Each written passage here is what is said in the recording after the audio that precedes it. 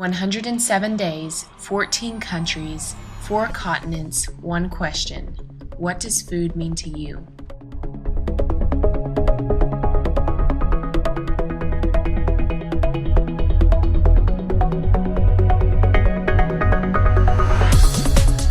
For me, the food is time, is love, is dedication. You've got to have food to have life. Food is basically like our need to grow up. Celebration or something that brings people together. Get the family, get your friends around. Whatever the meal might be, we sit there, we take it all in. That's what food means. Food is love. It's everything to us over here. It's life, isn't it? You have to eat food. Food is really important. It's a great excuse for people and families to get together and hang out. I mean, if you don't eat, you can't do anything, so it's life. Since the beginning of humanity, man has been reliant on nearby food sources. Developing agriculture was based on the need to create a constant, stable food source. As humans migrated throughout the world, their bodies adapted to the nearby food staples of the land. In our ever-growing global world, this natural adaptation is becoming a detriment to our health and longevity as a whole. If you look at indigenous cultures all around the world, the diets vary greatly. And those diets work, for the most part, well for those cultures, yet they're all very different.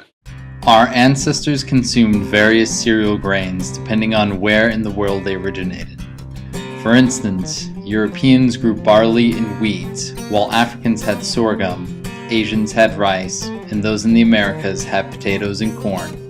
The bodies of these indigenous peoples adapted to consume these specific foods over time.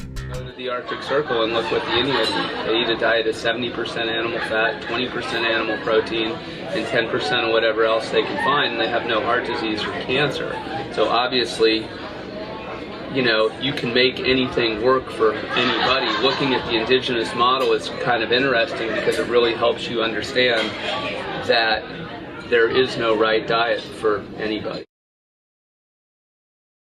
As cultures expand beyond their borders, truly indigenous peoples become less prevalent in a given region. We come from a background of Italians, Spanish, Portuguese, Maltese. So the dishes that we have here, it's mainly a mixture of this culture. Spain, the Muslims stayed more than 500 years before the Muslim development. But the evolution was mainly by Jews and by Moors. America's a melting pot. We don't have an indigenous culture. We're mutts. So we have the job of figuring out what's right to eat. With globalization, luxurious foods high in sugar are now commonplace in many diets around the world. Stop eating processed foods, including sugar. That would be it, because that's really the death of us. I mean, I've seen people's personalities change completely. People going from being depressed to being happy based on the food they eat. Sugar is as addictive of substance, probably more addictive than most substances. And it's everywhere. It's in so many things that people eat that they don't even know it's in there. Macronutrient ranges are dietary components which comprise the human diet. The main macronutrients are fats, carbohydrates, and protein. The extent of these ranges are dependent upon the genetics of the individual. You know, there is no one diet fits all, and nutrition is very specific to the individual. Nutrition is a pretty tough thing to figure out because it's specific to each person. So don't let anybody else tell you what you should or shouldn't eat, because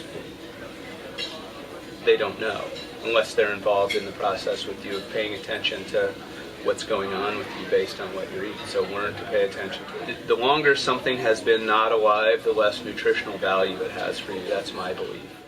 So what should we do? For as long as you're here, you want to have an open mind and continue to experiment with what you eat and hone that process. can change with seasons, can change with places that you are. As people migrated, food also moved with them.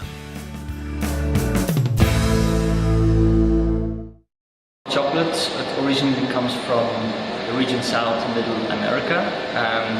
Now the most important part of the world for chocolates is now Africa, more especially Ghana and Ivory Coast.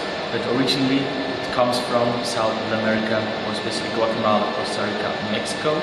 The colonization brought the cocoa fruit, the cocoa plants to Africa and also later to Asia. So now the biggest world production comes from Ghana and Ivory Coast. And we export about 65% of our wines. Biggest export country is the UK. And then the Netherlands and the Scandinavian countries. We have started exporting to China and some of the other Asian countries. Well, from the New World mainly when came the potatoes and tomatoes and more good like pineapple and corn, because here no corn. But in America was introduced, for instance, the sugar beet from Canadian Islands. So what do people of the world like to eat? Food. Mate is something we practically all drink. And it's like something we drink all day long. It's in the morning, in the afternoon, at home, at the university, at work. My favorite food is the one that touches more than the stomach, but touches the soul. I grew up with a great love of salmon, fresh salmon and smoked salmon, and anything that can be made from salmon. I love the salmon, and I actually have learned to cook the salmon, so that's my personal favorite. Lamb in any form, of course. Lamb chops, roast lamb, like we have it at Easter time. Rice pilaf, spanakopita, spinach pie, made with phyllo dough. Of course, all the great Greek desserts, baklava and galaktobouriko. These are long Greek words, and just all sorts of sweets that are associated with particularly with the holidays, with Christmas and Easter and those events. And then maybe one of the greatest things, and this is not a Scottish thing alone, it's a sort of British thing, is Christmas cake.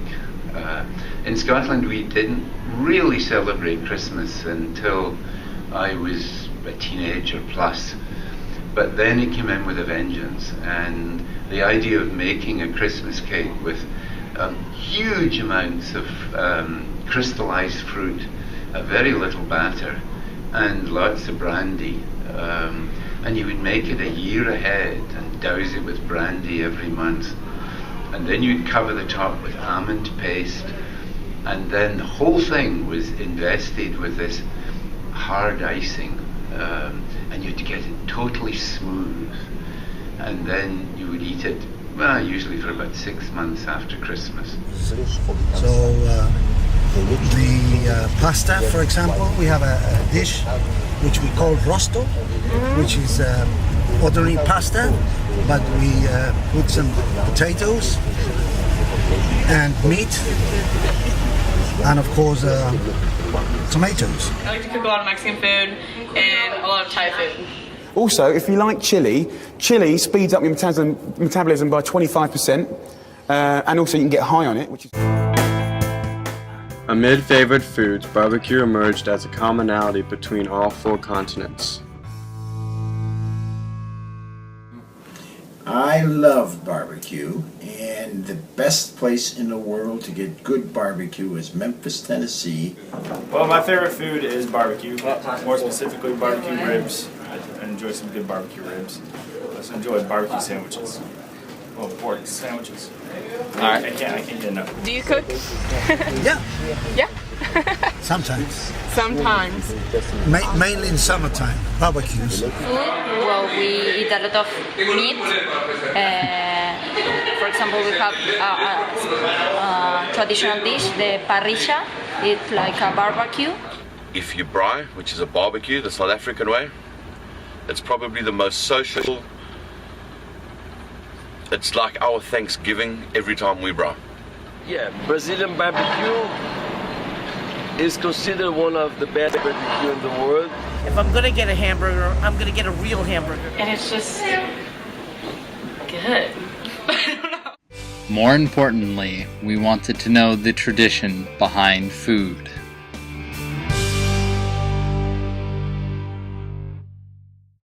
I grew up in a Portuguese family that had dinner every day together.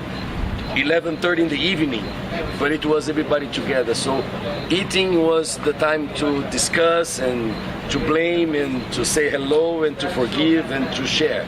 There's always been this notion in the Scots that food is a social thing. The idea of all coming together for an evening meal. If you weren't there, there was something wrong, because that's the time when you talked about all the things that had transpired that day or that week. And so it was a big social thing. My memories are, I grew up with living in a two-decker home with my grandparents upstairs, my parents downstairs, and every Sunday would be a traditional Sunday dinner with the grandparents. It would be very much a ritual meal for all of us, in terms of my grandfather doing the shopping in Boston, bringing the food back home, my grandmother doing the cooking, and everyone gathering around on Sundays to have meals together. So I have great memories of just being with family in those days and eating the foods, the traditional foods that they serve. There's a tradition, and I wish I could tell you the name of it, but they can this herring, and they leave it in there way too long on purpose. Okay. And it's rancid. It's awful. And once a year they have this party, and people open this, and the smell will absolutely kill you, and the taste probably will too, but it's for some reason a tradition in Sweden. Well, I grew up in wartime Scotland, and food was kind of restricted. Nowadays, I'm glad to tell you that Scottish cuisine is no longer an oxymoron. It's many young Scots have gone to culinary school in Europe, and they've come back, and some of the eating in Scotland is superb. You explain, how long have you been selling fruit and veg here? Well, my husband is here 50 years, and I'm here about 20. Wherever in the world we traveled, we noticed that food was in the hearts and minds of everybody that we met. Regardless of language, age, religion, or culture, at the end of the day, we all need to eat.